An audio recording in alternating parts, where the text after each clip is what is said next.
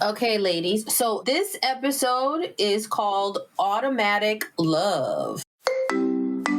Sakafet, you're listening to Unfiltered Lyman with BLT. Every week, we will reflect on our journeys on trying to navigate between our parents' traditional culture versus American culture.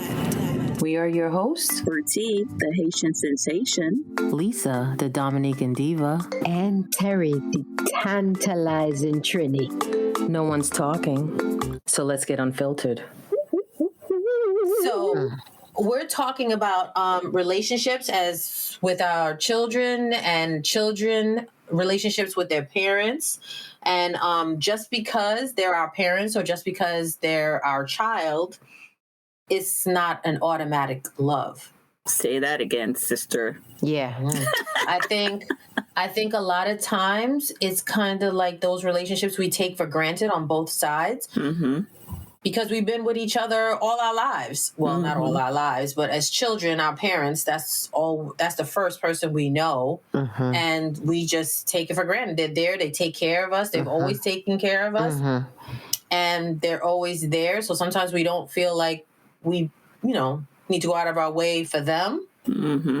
And also, too, as parents for their children, they're just, assume the love is there, assume the relationship is there. And they just come out the womb and we just should know each other and everything should be, daisies and berries. You know what I mean? So with no contrast. Contrast. You know what I mean? Like Lord forbid, if they don't get along with us or all this other stuff, like we don't feel that we need to put effort in building a relationship with those. And I think it goes beyond just parents and children, siblings. I feel all the same way. I feel like when people get married, husband and wife is the same thing. Like there's certain, like when we meet perfect strangers, I feel like you already are in defense because you don't know that person, right? So how is it that when we put people in our space, like our family and stuff like that, or we get married to somebody, then we don't put the same effort anymore? You understand what I'm saying? And building that, but with the stranger, we start from like, okay, I don't know you. I need to figure you out. I need to see what you're all about. Can I trust you? Your words or what it is, and all this other stuff, like your feelings. Do I care about your feelings and all this? But with people that are close to us, we don't do none of that stuff. We just feel like, oh, okay, well, you're my sister. But talking about parents to child relationship and child to parents relationship, in that aspect, I think there's a lot of taking for granted of relationship.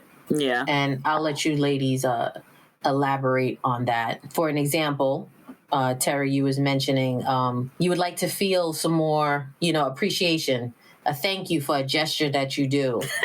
They just assume like, oh, okay, mom's got it, so we good. Mm-hmm. Ay, boy. No, I think, Bertie, you hit it right on the head, which is perfect because because these people are family, we automatically, like you said, we go in with the trust that they're going to be good, they're going to do right, and so on and so forth. But when we meet somebody on the street, we have to put them through all this stuff first before we get to before we start to get to the meat and potatoes. Exactly. And you know something? A lot of times our family disappoints us.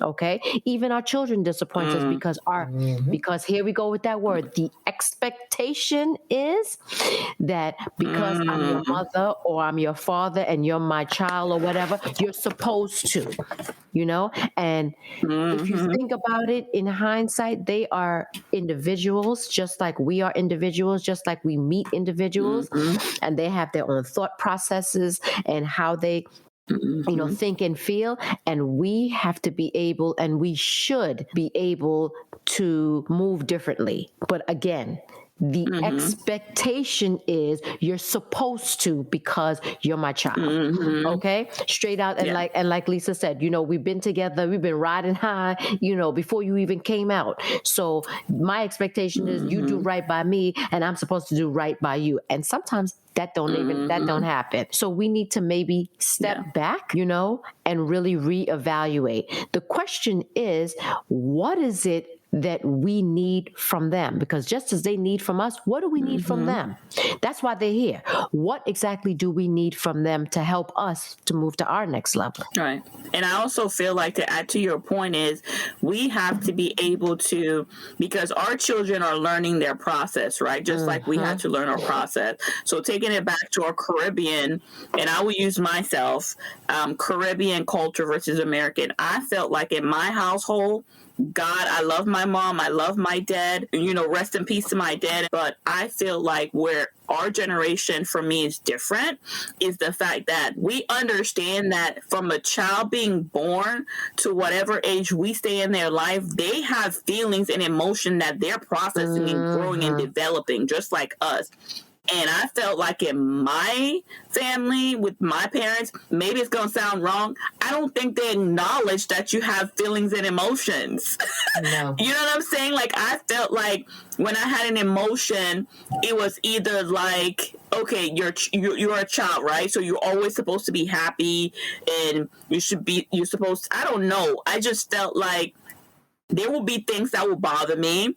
You know what I'm saying? There will be things that I will go through because growing up, like, I had self-image issue. You understand what I'm saying? Like, all these other stuff, and I didn't have somebody that I could reach out to or go to my mom and say, yo, you know what I'm saying? Because out of, like, me, my mom, and my sister, I'm literally the hairiest. Like, they don't have to shave.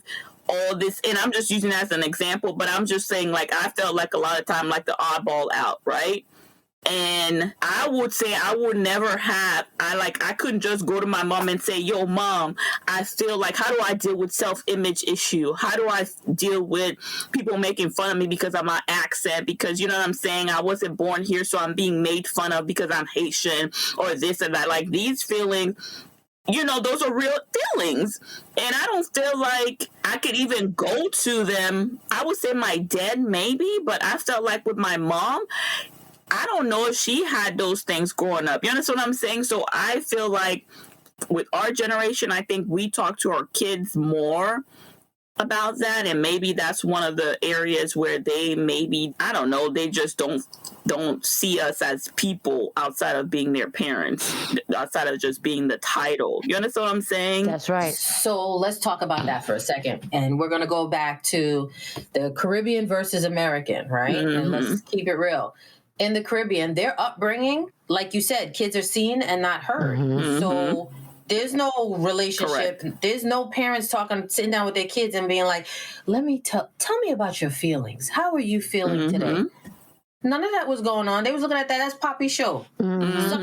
Suck it up and keep on going. That's just what it is. You know what I mean? It's the American culture where we're trying to get better and heal those generational traumas, wounds. So now people are sitting down and having the conversation. So with now as an adult, putting the year that I've had, putting things in perspective. I mentioned to you ladies, I went to a holistic doctor and she put things in perspective and she was like, you don't know what trauma your mother had or your grandmother had. And that when you carry a child, that trauma, because that child is in your womb, that trauma gets transferred to the child. You know what I mean? And it made me sit back and think like, okay, my mom and I, we weren't BFFs, but now sitting back looking, I'm like, wow, if I had a better understanding of her upbringing, would I have been able to allow her the grace? Would I have been able to, when I noticed that she had a hard time communicating certain things, would I have been able to sit back and be like, you know what, Mom, let's sit down and talk about this. It's okay. This is a safe space. But that's something that I had to learn. I didn't know that I can be like, this is a safe, to use those words to let the other person know this is a safe space. We can sit and talk. Right? We're just learning that now as an American part of the American culture, that to sit down and build those relationships and heal those relationships and be better communicators. Right? Yeah. So, but do you go like, so if like you said, and I just want to make a point, do you feel like, as we say in our culture or back in, whatever, kids are seen or not heard? So what do you think as children, we looked at our parents and we thought, they're providers, they're supposed to be strong. I feel like it goes both ways. Like, if you saw your parents having feelings and emotions, how would you been able to deal with it? Because now, you know what I mean? Thinking about it, because we expect them to be this certain, does that make sense? A certain image. But if you introduce that for from us as early, well. but if you introduce that early, that it's okay to have those feelings, and you are going to have those feelings, then it is something that is going to be better received. Now, with our parents were so headstrong, and they never let you see that soft side. So I think that's where we, as Caribbean descendants, are so strong a lot of times, when sometimes we just want to be able to have a good cry, or sometimes just be able to let our hair down. But it is embedded in us to be so strong that we don't allow that part to happen. So when they see it not happening, they feel that's a norm, and it's not. It really isn't. You know, you should be able to express yourself, and you should be able to say, how you're feeling. That's why, therapy is a great thing. You think the West Indians was going to therapy? Oh, no, that was never heard of. They had a different time of therapy, alcohol. Exactly. In the rum shop, talking shit all day, all night. Wait, hold on. You know what? I have to take it back, though. I have to take it back. They did have therapy, but I feel like their therapy. So I'll look at it this way. For me, in the island, like, the men would be playing dominoes, and they will talk about stuff. Because I know I used to be around my dad, and he used to take us with his friends sometimes, and they'll be playing dominoes, and the stuff they would talk about, I don't remember, but they had conversation. And think about the women, when the women would get together, and at least in the Caribbean island, because it takes a village, it's different than how it is here. The women, like our neighbors and stuff like that, were raised, like, if you're cooking, you know what I'm saying? They would all be together. And I remember helping them, like, doing the BEPs and all this, and just being kids. And they're talking, they're having conversations. So the therapy may be different, and maybe, I don't know if it's different because we're in America too, because I feel like in the island, even though they were headstrong, but they had a real sense of a village and community, thinking back on it, like, being there. I know, like, I could go to this person's house, that person's house, and when their adults were together, they would have conversation. They would have conversations. So maybe we're just looking at it the wrong perspective. Well, I think they had conversations. They probably had rum therapy sessions between them. But the child-parent relationship was not there. Yeah. Correct. They had their own relationships. They had their own rum therapy sessions. Yeah. They just weren't having therapy sessions with the kids. Yeah. Like, that's where the disconnect is. Right. So, that being said, like, sitting us down and stuff like that, and then just be like, how was your day? How was it? Yeah, you're absolutely, So when your child tells you, you're my mother, and, you call because you always call. Yeah, the expectation of, there's certain things, or Terry does something and, you don't get a thank you or I appreciate you, then expectations, right? Yeah.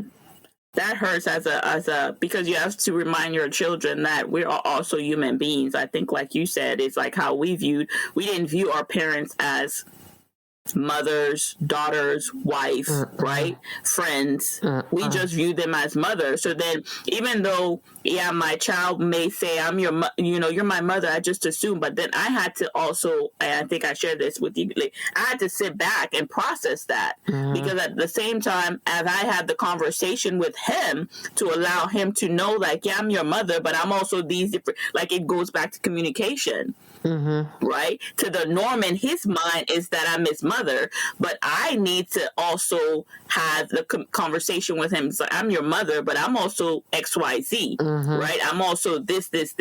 So it's my responsibility to communicate that, to listen to what he has to say, because if I didn't have a space where he shared those things, I would just make the assumption he's ungrateful, he's entitled, all these things that we assume. but then I can't make that as, like you said, expectation, right, Terry? So the thing is, without a conversation, right, without me having a conversation, I would never know that in his mind. He just sees me as his mother. He just sees me as, well, those are the things you're supposed to do. So how was I supposed to know that that's wrong? Because technically, he's right, right? But B, Go ahead. you know something? I think that we have to be able to really step back and reevaluate. And a lot of times, again, and I have to say this word, because of the expectations, we don't do that. So this is why sometimes the relationship between parent and child is broken, or it's not conducive for each other, or there's a constant battle or constant pull. But then when you start to really understand the dynamic and really have that conversation and say to yourself, okay, you know something, I know I'm your mother, but I'm also a woman. I'm also a friend. I'm also a sister. I'm also a daughter, So I need you to see that in all that aspect, because you're not just my son. You're also somebody's friend. You're also somebody's cousin. You're also somebody's, so it's you're a daughter. Exactly. It's more than just this one. Yep. It's more than just this one direct line. There's so many lines here that's connecting, but we got to be able to open that up, and we have to be able to be honest and talk about that, because sometimes those conversations are hard because we're in our feelings, and we have to put the feelings to the side to be able to really dig deep and get to the bottom, so we can have better relations and raise better. And you know what? People. And that's one thing that I realized in having conversation, like you said, Lisa, my mom is still around, and I had to have heart-to-heart with her recently. And one of the best thing that I realized for me is that sometime, and maybe you could relate to me, Terry, is like, I look at her, and after I had a conversation heart-to-heart with my mom, I had to realize, like, sometimes it's pride, right? But sometimes it's also, as a woman, as a mother, right? And she was a single mother. She probably didn't want to hear that she didn't do a good job. Correct. She didn't want to hear that there were faults in her upbringing to myself and my sister. Right? She didn't want to hear like those things happen, certain things happen to us, and it's because you weren't around or this happened. So in her mind, now I have to sit back and say, but it wasn't your fault, right? Because I think a lot of times that's where we go wrong. You understand what I'm saying? It's like, for me, in my relationship with my son, all day, every day, I tell him I will fuck up because I'm a human being all day, every day. I don't have it together. I don't have it right. And if you come up to me and you tell me, Mom, XYZ, I will sit my ass down, listen to you behind, and say, yeah, you know what? Yeah, my son has done that to me many of times. And guess what? I never make him feel like, oh, you're the child and how dare you and all this stuff. But I think with our generation, I've had that happen to me. Is that when I've gone to my mom respectfully, then it was like, well, you're the child. How dare you come up to me and tell me XYZ? And that's where I think we have changed it, is that we're able to, like you said, Terry, sit down. If we fuck up and they're like, look at here, Mom, you did this. I'm like, oh, my bad. Apologize, because we probably never heard our parents apologize to us. And be able to, like you said, reevaluate, have the conversation, listen, but being able to understand that we're not going to have it together, especially when raising our children. Maybe that's where my mom's generation is. They want to feel like they did everything right. You understand what I'm saying? They did everything perfectly. And it's okay for them to feel that way, but at the same time, I realize like that's not realistic. You're setting yourself up to fail. And because of that, now you have pride, you have all this stuff that you're not allowing, like you said, everything else that's really important to come into play, which is the relationship that we need to build. Yeah, I agree. I definitely agree. No, they definitely don't want to feel like they did anything wrong. Because remember the discipline episode that we did, right? Yep. And my mom was like, she loved all the episodes, and then when we got to the discipline, it was like, well, you ladies, you know, you could do better. You know. You ladies are getting there, you know. So I guess my question it's like is, the stain. They don't want to see. They don't want to see the stain. You know what I mean? They don't want to see the stain. well, is it because they're in their feelings? That's why. Is it because the feelings it is sitting right there, so they're in those feelings, and they don't want to feel those feelings? Is that it? Could that be it? Oh yeah. I think that's part of it, but I also think that they also have, like you said, Lisa, their grandmother passed that out, or grandparents passed that out to them. So you understand? So not trying to be funny, but I don't know how my mom's relationship with her grandma is. So what if her mom made her feel like she wasn't worthy, or she was always, you understand what I'm saying? I'm not saying her mom was a bad mom, but let's say that relationship also was, like you said, broken. Mm-hmm. Does that make sense? Mm-hmm. Oh yeah. So if you're not feeling, so if you don't have your mother giving you, or your father giving you that worthiness, like, you're my child, you're worthy, but you're not perfect. You have flaws, just like I have flaws, right? But that doesn't make you less unworthy or less like your life. You understand what I'm saying? Like, I don't know. And then I think sometimes that's what it is. From, at least I can speak for me. I feel like sometimes that's what it is when you show people like, yo, you're not perfect. I'm not perfect, but they don't want to see that. Then that causes conflict, because how dare you tell me I'm not perfect? Like, my mom will tell me, well, you know, I did this and I did that and I did this and I did that. And I was like, well, no one is saying what you didn't do, but that reminder is, it goes back to what I said, is automatic love. Mm-hmm. I did all these things for you, so it's automatic, right? Yep. So 100%. Automatic love, automatic appreciation, automatically you should know I did these things for you.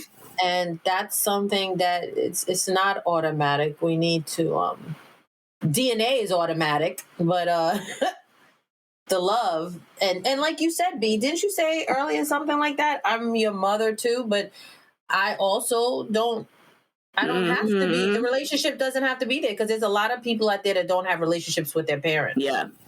You know what I mean? So it's not automatic. Yeah. You know what I mean? Everybody's here and everyone's participating in the relationship because they want to. Mm-hmm. That is correct. And I think, like you said, sometimes people do in the relationship, just like on this podcast, we've talked about doing the work, right? Learning who you are, right? So if you're a different sign, like our zodiac sign episode was another one, right? Where we did our birth chart to find like our similarities or differences, the things that make us us. Our children also have these things. That's correct. So what if you birth a child, and even though your child chooses you, but they're totally opposite of who you are? Like, you love to communicate, but their sign, they're like, no, hell no, I don't like to communicate. So you got to find their love language, right? That's another episode that we did. People were just dropping these little episode. Please tune in and do all this stuff that y'all need to listen to. But I'm just saying, it's all coming in full circle, though, it's right? connected. All the pieces are coming together, right? Because I do think about that often, where some parents and children, they are tight as thieves, right? You notice that? Some parent-children relationship, tight as thieves. And there are some that they can't stand each other. And I always think back to that, like the zodiac sign, there's certain personalities that just don't get along with certain personalities. But So, ladies, what is my learning for today? And what is my tip for today? Plan your conceiving of these children. Fight naked when you need to fight naked. You know what? That's another episode. Yes, and no, not only that, but you need to fight naked and schedule it, right? Yep. So that you can schedule when this is conceived, and therefore you can have better relationships. Bullshit. Okay, that's bullshit. I was just getting ready to say. Okay. Because you know what? They're also, with the love language, you could learn the love language of your children. People don't understand that. Yeah. Not only for your partners, but I've done that with my child. It's like you could also learn their love language. So use your, like, I would say for me as a parent, because again, I was so scared to have a child because I didn't want to fuck it up. But the thing is, use your resources. Like you said, Lisa, it's not automatic, but there's resources. You need to learn the development of your children. Like I read, like whatever age group my child is going into, I read the development stages, because guess what? I don't know these things. So it's not, you also are not an automatic mother. No, everybody's not an automatic mother, sorry, father. We know where Lisa mine is.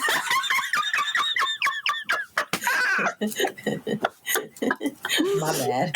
Yes, you are correct. You have to do the research, because then also too, it goes back to, again, our upbringing. It goes back to the Caribbean, West Indian versus American. That side, they didn't think to do the research, like, oh, let me do the research. I had my child, their zodiac sign is this. Maybe I need to learn their love language. Let me learn how I could better communicate with my child. And then, okay, we can't expect the child to know that off the break. That has to be taught. Yes. That has to be taught. So, but. Perfect. That's perfect. That is great perfect. Conversation, ladies. Yes. So wait a minute, for ladies. all our listeners out there, go ahead. Wait a minute. Before we wrap this up. So, ladies, what is your tip? My tip? Oh, I gave my tip.